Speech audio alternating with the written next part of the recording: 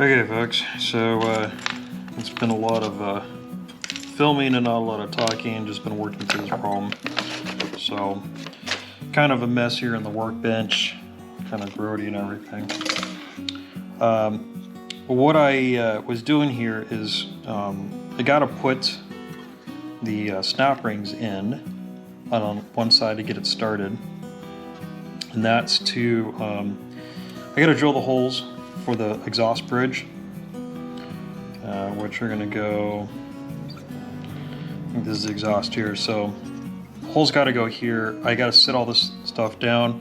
In order to do that, you have to put in these little clips right here, and they're just so dang hard and my fingers couldn't do it. And so I saw on the internet someone made a tool something similar to this. This is what you saw me on the lathe. Kind of fudge the last little bit there because you need a little nub in order to get it.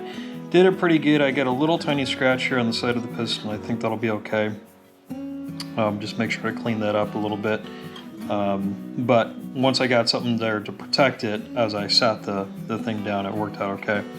So hopefully this will help me when I go to put the other ring in on this side when it's in the engine, because that's really the hard part. Is it's really hard to do it when it's in the engine.